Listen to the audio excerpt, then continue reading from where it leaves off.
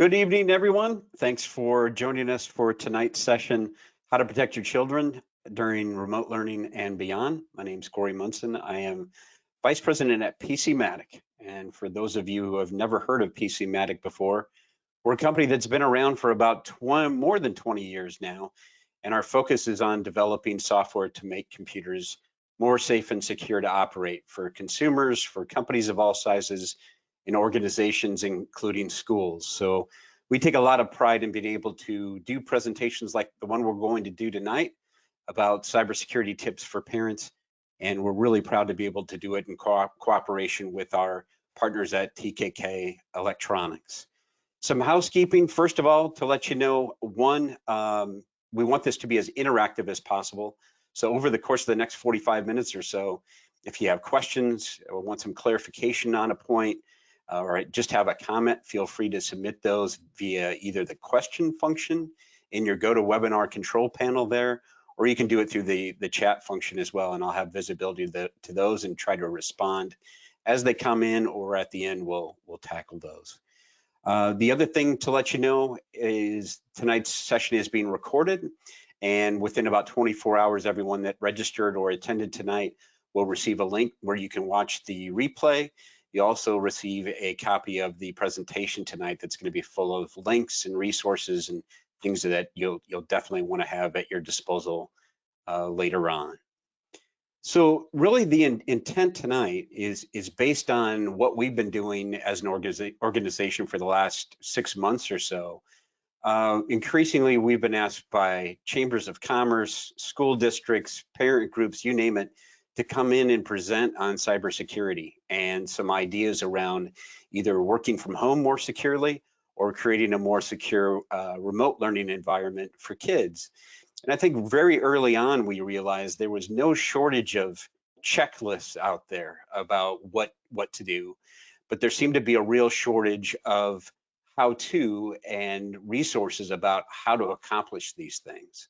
So one of the things we've tried to do as we organize our presentations is to focus on very actionable tips, along with pointing you to some resources that'll help you execute on those tips. And we can talk about each of these individually, but we've identified 7 that we consider to be really something that should be top of mind. Is it all inclusive? Does this cover you from beginning to end and everything you should be considering? No, but these are 7 very good starting points, and that's what we'll build off of this evening. So the very first topic we want to cover, and the first 3 are going to be very parent focused in terms of actionable items that parents should focus on, more than it is the nuts and bolts of settings or passwords and things like that we'll discuss. But the very first thing, and we consider this probably the number one thing that parents can do these days, is to make sure that you get involved. Make sure that you are able to have a discussion with your kids that enable them to feel comfortable with telling you what they're seeing as they're online. And obviously, kids were online a lot before remote learning and before they've been forced into e-learning from home. So this isn't anything new. What we're encouraging is it's even more urgent that parents get involved and make sure that the kids can talk to them about anything they encounter online that seems to be a little bit off. And there are a few red flags that we always like to call attention to. And these will vary based on the age of your child and evolve as your kids age. But number one, if there are any odd requests that your kids are receiving, if they're asked to share any type of personal information about themselves as they're online, if they are asked to share photos or anything like that, red flag, and kids need to understand right away that that's a time to come to their parents, grandparents, or other adults that can help. Above and beyond just a request for something like photos, though, any request for information, personal information about what school they go to, about where they live, anything about their siblings, anything about where their parents might work, all red flags that kids should be looking for and mindful that that's a good time to go talk to parents. As kids continue to get older, though, I think those things, those red flags will evolve and potentially evolve into maybe they're being asked to meet someone somewhere outside of the home, or again, provide any type of personal information that most folks typically wouldn't ask. So again, as parents, it's critically important that the kids feel comfortable being able to communicate what they're seeing and what they're experiencing and feel like they don't have to deal with that alone. The other thing is to make sure that the kids never respond. Make sure that if they have any doubts, any questions, that the very first thing they do is communicate with you as the parent, and then you can decide how to address it from there. Too many cases we've seen where kids actually do respond, and then it's a matter of trying to resolve the issue after the fact, which gets a little more complex. So that's a number one. Number two, this is something that most people realize that parental controls exist. They usually aren't very quick to enable them, and we're a very PC computer focused company, but we also have a product that's a mobile product, so we're mindful of what's going on in the mobile universe. But keep in mind, there are tools available, and we're not talking about having to go out and invest anything in these tools. These are free tools that are built right into most Windows PCs. Your child happens to have an iPhone or an Android, most of these products have parental controls built into them that'll allow you to do some very, very simple things, from controlling when the device can be connected to the internet, how long it can be connected to the internet, being able to filter content that you want your kids to be exposed to or not be exposed to be able to get your arms around that. To also be able to look for keywords that they're potentially searching on, and to be able to control searches that are being done online. Again, without having to spend any extra money, those controls can be had very, very easily. You go to Apple's support site, you go to Windows support site, plug in the OS version that you're dealing with, and you'll get a step-by-step set of instructions about all the different parental controls that you can put in place. And we encourage everyone to take advantage of those if you can. Now, if you want to go above and beyond what the free items are, there's some very good pay as you go software that will go above and beyond just the basic controls. There's even some very interesting parental control software out there that will try to really identify any potential red flags for emotional problems or depression and things like that, based on searches, based on language that's being used online by your kids. Some pretty sophisticated stuff that's really going beyond, above and beyond just simply being able to filter browsing activity and things like that. And if you have any doubts about whether this is worthwhile or not, take a step back. And what we all grew up with, our parents would never let us go to a park and talk to strangers. Why is it any different now, knowing that online, potentially the exposure to more strangers, and those people having, in some cases, easy access to communicate with your children? It's equally important that your kids know how to respond to those situations, and knowing that you as a parent have access to controls that can limit that exposure. I think it's well within your rights as a parent, no matter how much freedom you want to give your kids, to go ahead and access these controls. And again, free with most devices out there, but there are definitely some more sophisticated options. The other resource for parental controls that you may want to consult, and we'll talk about this also being a resource for other issues later, but is your internet service provider. In many cases, internet service providers will provide these types of controls as well, as an additional layer above and beyond what you may be using as part of the hardware you're using. So take a look at those as good resources for parental control software. And if you have real doubts about the need for this, consider this. The numbers I've seen recently suggest that as many as 40% of children have multiple social media accounts, and 40% of those children have social media accounts that their parents are not even aware of. Many options with parental control software will allow you to monitor these social media platforms, and be able to identify just how many times your children are logging in, what they're posting. In some cases, you can even set it up so you get notifications sent to you directly if to notify you of what kind of activity your kids are engaged in as they're logged in. So you'll hear these referred to as burner accounts, in some cases sock puppet accounts.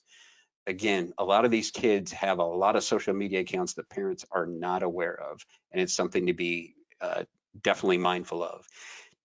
Also to the extent that, are you aware of how many email accounts your kids may be accessing on a daily basis?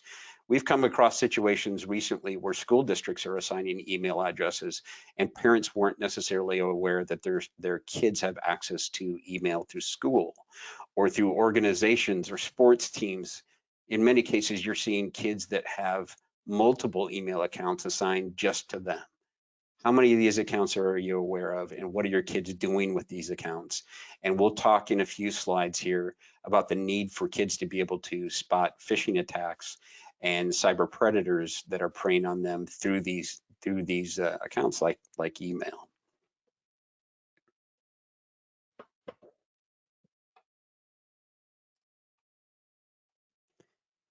So the bigger picture recognition that I suggest to most parents I'm speaking to is to understand that we're now talking about digital life is real life. I think, prior to maybe the past 5-6 years, it was easy enough to dismiss that as just something that was going on the internet.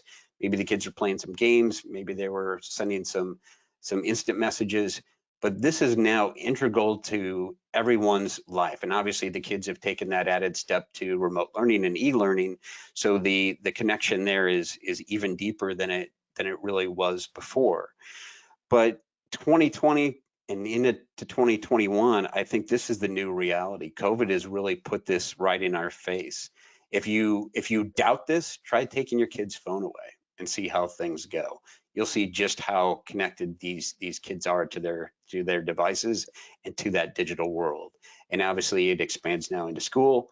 For many of us on this call, it expands into work, your interactions with medical staff and beyond. So it's critical to understand this is no longer just an IT problem. This is one of the things in the corporate world. We work a lot with companies, helping them really change the culture of how cybersecurity is thought of from a company standpoint. It's not just an IT problem, it's a company-wide problem. So as we're working with families, we're encouraging families to consider this isn't just whoever's responsible for IT in the home or the internet connection. This is now a family-wide issue that has to be dealt with by everyone in the family. I was at a conference last fall up in North Dakota, of all places, and it's an incredibly progressive state. They've got some really pretty impressive things that they do, from kindergarten on up through PhD level and even work-related folks, where they really try to integrate cybersecurity curriculum into every step of the way for kids, to educate kids on what to be aware of and how to protect themselves, and also families. But it's interesting, when I was there for the conference there, one of their state officials who's in charge of security for the state got up and he challenged everyone in the crowd to come up with something that they interact with on a daily basis in their life that isn't somehow connected digitally or part of the overall digital universe. And he went on for about 30 minutes taking challenges from the crowd, and there wasn't even once where someone was able to stump him. And if you sit back and consider it, it's probably the same for your life too. You can't probably think of one thing that your family's involved in on a regular basis that isn't somehow tied to digital. And thusly, I think it's incredibly important that we start treating it more importantly and consider how, as a family unit, we can really address these things. If it's really a shift of the mindset, and like I said, it's not just the corporate world, it's now necessary at the home level as well. So to get into dealing specifically with school and remote learning and e-learning, and again, this is where we spend a heck of a lot of time working with school districts. I want to first say, before we talk about interacting with the school's technology department, we are incredibly impressed by the work that the IT departments in schools, both public and private, have done across the country over the last 6, 7 plus months. Going into the COVID challenges, we realized that many of these school IT departments were understaffed, under-resourced, underfunded, and they had numerous challenges that they were dealing with on a daily basis. Now, layer on top of that all of the challenges that came with trying to deploy an e-learning platform, to equip staff, administration, students with devices to be able to log in, to make sure that those students could log in safely and securely on a daily basis. It's been pretty impressive to see how IT departments in these schools have stepped up. And all of that at the same time, considering that most companies with similar numbers of devices that these schools are supporting typically will have IT staffs of 50, 60, 75 people. And you're looking at schools of maybe 1 or 2 people taking care of the technology, and in some cases wearing multiple hats. So before we went too far, I just wanted to say we really recognize the work that's been done by IT departments out there. All that being said, we think that because of the burden that they've had to assume with providing hardware and all the mechanics and operations behind remote learning, that maybe there's been some things that have been neglected along the way in terms of educating parents as to what parents can do to step up and make sure that the remote learning environments are more secure. So number one, what I always suggest to parents I talk to is make sure you're engaged with that school technology department. Many of these departments have put together how-to videos, they've sent out flyers, they've done webinars like this where they're answering questions in real time. They have help desk opportunities where you as a parent can call in and ask questions. I think number one is make sure you identify those opportunities that already exist, that have already been put in place by these departments, and take advantage of those. But I also encourage you as a parent to ask some pretty simple questions, and don't be afraid to feel a little dumb about some of these questions, but it's surprising how many parents don't know the answers. A few things. What is the actual e-learning platform that your children are being asked to log into on a daily basis? What do you know about that e-learning platform? In some cases, we've come across school districts where they're using a particular platform that has had a history of data breaches and privacy breaches. You as a parent should understand if your school is using something like that, and it's something that should have been disclosed along the way. So understanding what exactly that platform is. Number two, what is your child's password to access that platform? Do you know what that password is? Obviously, your kid should have a handle on it, but do you know what your child's password is? And also, do you as a parent have a password that would allow you to log in as well and click around and see what that all is involved there? Beyond that, and beyond that particular platform, does your school district have a technology use policy that's in place? Many school districts already do. It's been good best practice now for several years. Not many parents have probably taken the time to actually look into that policy and understand what it means for them as a parent and what responsibilities that puts on them, but also responsibilities for your child in terms of behavior, in terms of usage of school equipment, in terms of responsibility for that equipment to be returned, what can be done with that equipment, what can't be done with that equipment, what filters are already in place and what security is already in place on all of that. All of that should be part of a school district's technology use policy. And if you haven't seen it or it hasn't been provided to you, I'm sure it's available either on the school's website, or this is again another great opportunity to engage with the district's technology team and understand exactly what is in place, how it's evolving, how often it's updated. Let the department know you want to play an active part in helping to protect your child while they're engaging in remote learning. Let them know you may need some guidance on some of the more technical terms if you're not overly comfortable with them. Let them know that you're not shy about learning this.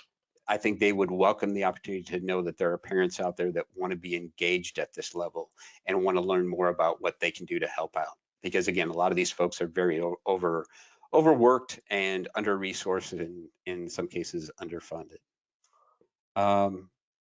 So those are the big things. Look for that technology use policy, understand more about the actual e-learning platform that your children are being asked to log into, and passwords. Does your child have a password? What is it? Do you as a parent have a password? Do you have unique access as well? So moving on to some of the nuts and bolts, and we'll spend some time on this one because there are multiple layers here. But one of the things we've spent a lot of time on internally researching and doing some surveys on is passwords, and how often people are updating passwords. Do they ever update passwords? And what are they doing to create those passwords? So the very first thing I'm going to tell you is it's incredibly important right now that you work on finding all the accounts. If you can put together a list of them, all the accounts that you're logging into on a regular basis, find those accounts, update them, and strengthen the passwords that are associated with those accounts. And one of the things I always point to as what underscores the need to do this is if you take a look at any of the major data breaches that we've seen over the past few years, Experian, Target, you name it, any major retailer feels like got hit within the last few years with some sort of data breach. What is out there now that all of that data is floating around out on the dark web, means a lot of your personal information, including your passwords for all of these online accounts that you have access to, is now available for purchase for pennies, quite literally for pennies. So if someone wants to do some damage to you personally or financially, it's not that difficult to get their hands on your passwords. And if those passwords haven't been updated recently, it makes it that much easier for those that want to use those passwords for wrongdoing. If those passwords aren't strong, even if they don't have access to them as part of any type of data breach, if these passwords are really easy to guess, again, you're making it very, very easy for these hackers to be able to access your data and access your personal and financial information. You'd be amazed at how many people's password are still 1, 2, 3, 4, 5. Every year, at the end of the year, as part of the big run up to New Year's, there's always an article that's published in the tech journals about what percentage of people are using really, really simple passwords. So one, if you haven't updated those passwords in a while, definitely do it, because there's a good chance that some of your passwords are out there for sale as we speak. And two, take a look at how strong your passwords are. And in that respect, there are a couple tips we'll give you about the creation of the passwords. One, let me backtrack for a second. Do not reuse passwords. In many cases, what we're finding is that either on personal accounts or work-related accounts, people are using the same password over and over and over again. Again, consider if one password is for sale out there on the dark web, and they are able to get into one account with that password, the next thing they're going to do is look for other accounts that they can use that same password and same credentials with. So if possible, do not reuse your passwords. Number two, make your passwords harder and harder to guess. We talked about 1, 2, 3, 4, 5, right? There's too many of those out there, but consider some different approaches to creating your passwords. We're big advocates for creating passphrases, right? So put together a sentence potentially with spaces or even misspellings that makes it very, very easy to remember personally. The other suggestion I had heard from a colleague recently was think about the first 2 or 3 lyrics from your favorite song. That potentially could be a great password. Throw a misspell in there, maybe an added character or two or some spaces, but make these passwords more complicated. It's kind of comparable to, everyone's got the lock on the doorknob. Does everyone have a deadbolt lock? Well, most people will add that deadbolt lock and make it harder to break in. By strengthening these passwords, by changing them pretty frequently, you're making it harder and harder for these attackers to get in. And that's passwords across the board. If we're talking about banking, school, medical, or otherwise, definitely pay some attention to that. And then there are two other passwords that are going to relate to the network you're running in your home. And most people on this call, I'm guessing, are running some sort of wireless network at home. Maybe something you installed, maybe something that an internet service provider came in one day and plugged in, and it's just worked ever since. But there are two passwords related to that network that I want you to think about. Number one is the Wi-Fi password, and this is the one we're probably all familiar with. If your home is like my home, my kids growing up, every kid in like a 2-block radius knew the Wi-Fi password for our network at home. It's important to be able to change that up so that's no longer easy to guess, because again, as hackers look at ways in, they're looking at passwords to your accounts, but if they have the ability to go directly in through your network, there's a lot of damage they can cause coming in through the network. So you want to make that as hard as possible. So what is that Wi-Fi password? How frequently are you changing it? And how closely do you protect it? Is it just something that the family knows of, or is it something you share with everybody that comes to visit? In many cases, you through Wi-Fi network administration, you're actually able to set up a guest network on a lot of these networks, so that you have something dedicated to just guests as well, if you want to keep that separate from what you're using as a family, or the network login you're using for when you're conducting work-related activity. So update that password, and if you need help understanding how to update that password, I'll be able to point you to a couple of different resources, because this will vary based on the equipment that is driving that Wi-Fi network. And you're going to need to understand what the brand is and model of that particular hardware, so that you know how to access the administrative console that'll allow you to update that Wi-Fi password. And again, I'll be able to point you to some of those resources that'll help you figure that out. The other password related to network that you'll want to think about is a router password. And I included that graphic here on this slide because I was told a couple of presentations ago, not everyone understands what a router is. Maybe you installed it yourself, you know what it is because you took it out of the box and you plugged it in and it's worked ever since. Or maybe again, it just some service person from your internet service provider showed up one day, took it out of a box and plugged it in, and it's in the furnace room. That piece of equipment also has a password. And what you'll want to make sure is that you're mindful of what that password is, that you closely protect that, but that you also change it on a regular basis. And you're following all those rules we just gave you about the best types of passwords to set up. If it's something that you know you did not install yourself, that you were not responsible for configuring your Wi-Fi network at home, what I usually suggest is going directly to your internet service provider and give them a call. Let them know what you're trying to accomplish, and they'll usually go ahead and walk you right through it. If not, send somebody to your house if they can't walk you through it over the phone. But really lean on your internet service provider for help. Let them know what you're trying to accomplish. In far too many cases, we've dealt with companies that go out to service and provide security for people that are working from home, or trying to help with securing the remote learning environment at home, only to find that many of these networks and many pieces of hardware like this have never changed from what the default password is right out of the box. And again, makes it super simple if someone's simply trying to guess or attack you directly, if these passwords have never been updated, or are something as simple as admin, because that's what it was out of the box. You want to make sure to change that.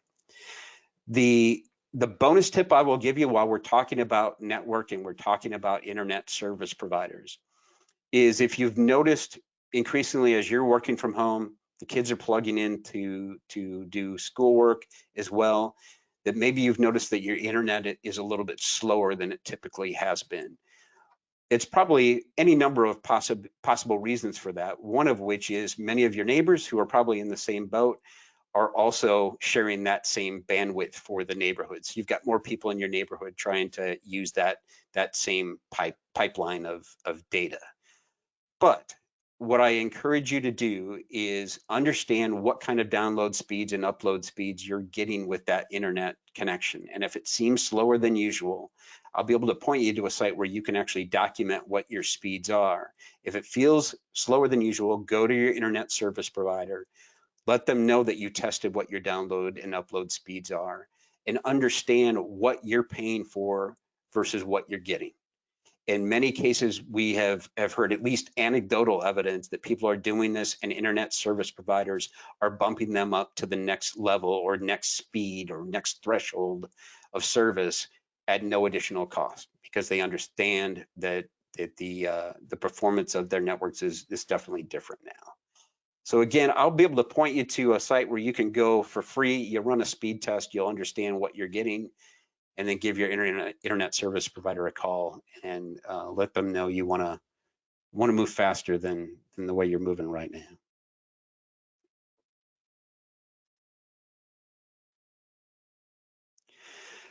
The other thing from a security standpoint, and we're somewhat biased here since we really focus on security software, is we encourage everyone to make sure that you're running some sort of antivirus software on the devices that you're using to access for work, or in the case of your kids, accessing for school. In many cases, what we've learned, if your kid happens to be lucky enough to be a part of a school district that is one-to-one with devices, and they've sent them home with a device to plug in and it's well secured, great, consider yourself lucky. Unfortunately, there are many families out there right now who have been forced to find a personal device or get their hands on an older device in some cases to for their kid to be able to plug in and do remote learning with. Unfortunately, what's happening is the older those devices are, the less likely they've been updated with the latest and greatest security patches. They may be running outdated antivirus software, so they're not very well protected. It's important that, especially if you're using an older device, or if you're using a device at home that maybe multiple people in the house are using, is that you have good security software installed, so that if you do accidentally click on something that you shouldn't be clicking on, or plug in a USB drive that potentially has a virus in it that then attempts to infect the computer you're working on, at least that antivirus gives you a fighting chance of being able to stop that before it causes too much damage.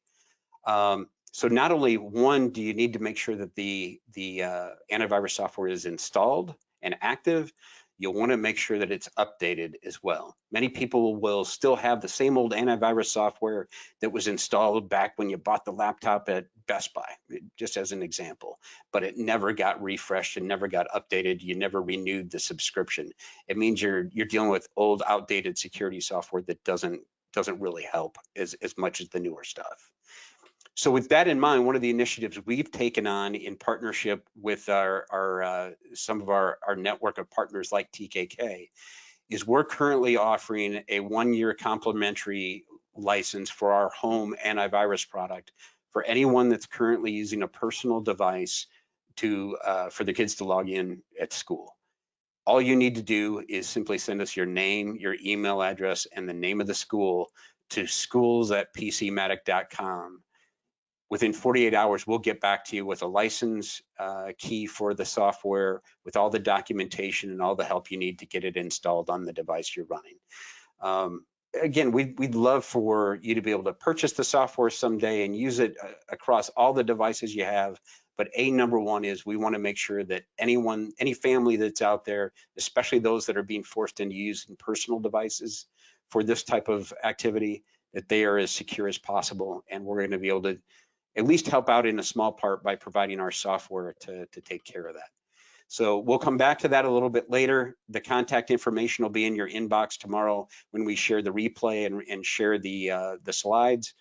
But schools@pcmatic.com, give us your information and we'll respond, making sure you get a copy. And feel free to circulate that. We've got a lot of school districts that we're working with right now that are sharing this community-wide and taking advantage of that offer. The one thing I skipped over here, and I want to make sure to come back to, is the need to understand how to spot phishing attacks. For those of you who aren't aware, phishing attacks are usually cleverly disguised email. More and more, they're also text messages Sometimes they're even voicemail messages that you're receiving that are trying to get you to do something that you probably normally wouldn't otherwise do. There are a couple red flags with most phishing attacks out there, and a couple of things that jump right out at you. One is they're usually very, very urgent. They want you to act on something immediately. So you'll see this kind of pressing need type of mood through most of these messages that you receive. The other thing is they're usually asking you to do something, and in some cases asking you to do something you probably wouldn't normally otherwise do. Now, many of us have already received these. We know what they look like. In some cases, they're disguised as a UPS receipt for something we never ordered, or maybe an Amazon receipt for something we never ordered through Amazon, all in hopes that we're going to click on that email or act on something in that email. And in many cases, what's happening if you're clicking through on those emails is it's dropping malware onto your system and infecting your computer with a virus. In some cases, viruses like there's a variation out there now called ransomware that'll simply lock up your device until you pay a ransom to get the key to unencrypt all of your data. So this is the way that the majority of viruses and malware and things like ransomware are being delivered these days, is through these phishing attacks. And unfortunately, what we're finding is that kids are now being targeted with these phishing attacks as well. So we see a real opportunity, kind of a learning opportunity, that as parents, as you come across these, whether it's a text message or a voicemail message or an email message, sit down and share with your kids how you recognize them as being something other than legitimate. What were the red flags? What stood out at you? Was it a misspell? Was it the fact that it was some sort of receipt for something you've never ordered? What was suspicious about that? It's a great opportunity to be able to sit down with your kids and review what it was that you identified that kind of presented a red flag for you, because I think increasingly we will see kids targeted with this more and more. Increasingly, we're seeing text-related phishing attacks as well, where you'll have a text message into your phone from someone you've never communicated with, has some sort of link on it. Increasingly, we're seeing more and more mobile malware. Again, that's how this stuff is going to be delivered. It's going to be clicking on something that you really probably shouldn't be clicking on. So what I encourage everyone to do as it relates to phishing is be incredibly skeptical of everything. Verify everything if at all possible. And this is good advice for kids, knowing that in some cases we're seeing, again, anecdotal evidence that kids are being targeted with phishing attacks that are disguised as being from their school, in some cases as being from their principal or even from their teacher as well. Do you feel comfortable that your kids would know the difference between something that actually came from school or came from their principal or teacher, or would they act on it? So again, look for those teachable moments where you can kind of compare notes. We also know that kids are increasingly being targeted with campaigns around free stuff, gift cards, video games, things like that. Again, trying to get them to click on it. They click on it, usually takes them to some sort of pop-up that in some cases in the background is launching malware and viruses. The other thing that we've seen recently is attacks that are targeting kids around access to video game networks. So attacks that are disguised as the PlayStation Network needs you to click here to verify some information before you can access the network again. Things like that are very mindful of what matters to kids. So it's important that they are looking for the red flags just like you would be. And I think overall it's just good overall best practice that kids need to be able to discern misinformation and look for ways to verify. If they have a doubt, if something looks suspicious, make sure they're contacting you. Or if they think it's coming from the school but they're not sure, take it to the teacher, take it to the principal directly. Make sure they understand it's okay to not necessarily act so urgently and to verify first that that's a better practice than something urgent. The other thing, and we'll provide a link to this as well, there's something going around, and there's been a lot of talk about technology around deep fakes. And this is the technology that basically allows people to go out and manipulate audio and manipulate video in some cases to make it look like a person is saying something they had never said. We're hearing talk about the future of phishing attacks will revolve around potentially receiving a voicemail message from someone who sounds like your boss, asking you to wire a certain amount of money. And in some cases, the message will sound just like that person. It will just simply be manipulated to deliver a message that they wouldn't normally deliver. So again, a healthy amount of skepticism on everything that's coming into your inbox and even into your text messages is definitely warranted. I'll leave you with one story that I think maybe you've heard of situations like this, but I think it also speaks to being able to rely on each other to spot these things. I know of a friend who their father actually received a phone call from someone who was posing to be the grandson of that gentleman. And this person said, Grandpa, this is so-and-so. I'm away at college. I broke my leg and I'm in the hospital and I need money to pay the medical bill. And the grandfather in this case was ready to act on it right away until his wife stepped in and said, no, let's do some calling around and call the parents because this doesn't sound quite right. Why wouldn't he be calling his parents? Why would he be calling his grandparents first? So there's things like that going around. You know, we've heard variations of that with CEO fraud, with requests to wire money, things like that. Again, a healthy amount of skepticism, I think, goes a long, long way here. So the resources that I've been referencing the whole time, and then we'll get things wrapped up. And if you've got questions, I'm happy to take a look. This is a whole list, and I'll go through just a few of these. But again, this will be a part of the deck that we share tomorrow. Number one, we put together a blog and a newsletter that goes out to several million people every week. It's not just a sales pitch for our products, but we put together how-to documentation, articles about new security threats, things that we feel like our customer base should be mindful of, and all of that's accessible through techtalk.pcmatic.com. We have a forum community that's been around for 20 plus years that is actually staffed by some very, very smart people who will help you troubleshoot, whether it's a security related problem or troubleshooting computer problems. It's a great community to just go post questions and get some feedback at no cost and no obligation. I mentioned the speed test. If you're wondering about the speed of your internet connection and want to understand what it's actually clocking at these days, if you go to pcmatic.com/speed test, simple, costs you nothing. It'll take you about 30 seconds and you'll get a readout as to what your download and upload speeds are. Take that information and go to your internet service provider and let them know this is what you're seeing and how does that compare to what you're paying for. These other links here are great educational links for cybersecurity awareness for kids and for students. The FBI has some great curriculum that they've developed that you as a parent can have access to. You don't have to go through your school for it, but that's the FBI.gov address. KnowBefore.com is a privately held company that does cybersecurity awareness training for corporate America, but they also have some really good activities for kids that are very age appropriate. That's all accessible at absolutely no cost, and I'm a big proponent of that. We mentioned deep fakes before. Again, manipulating video, manipulating audio.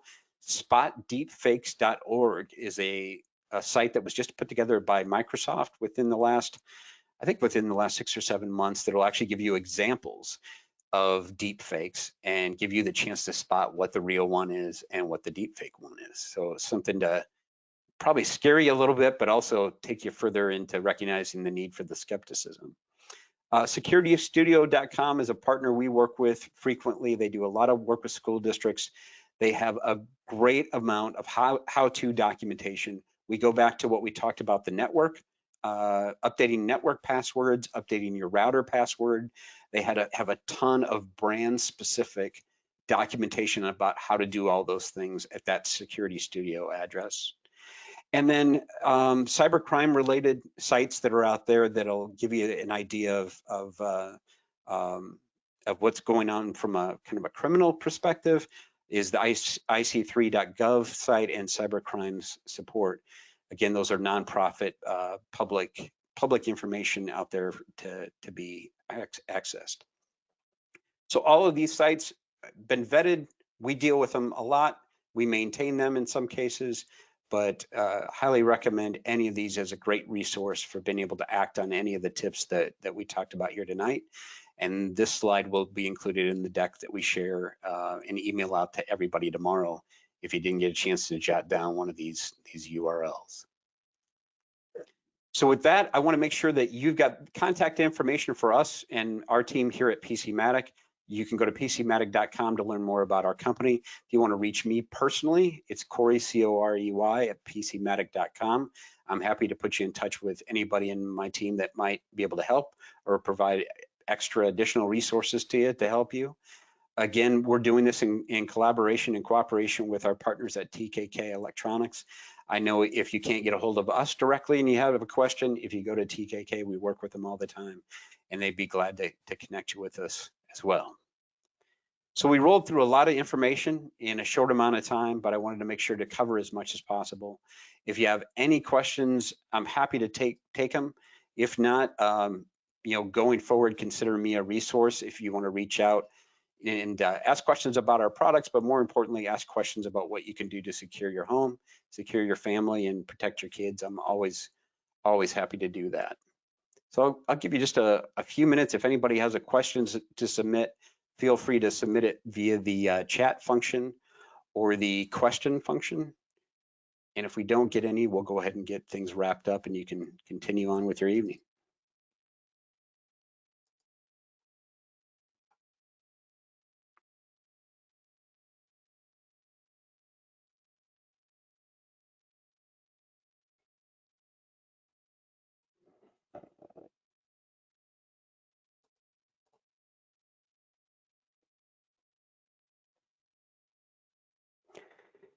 There's a question that just came in about online games. As an example, Fortnite, is there a website that rates unsafe games?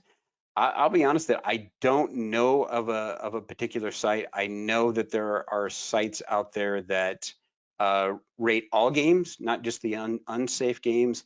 What I'll do is, as I circulate the information tomorrow, I'll give you a couple different sites that you can reference there.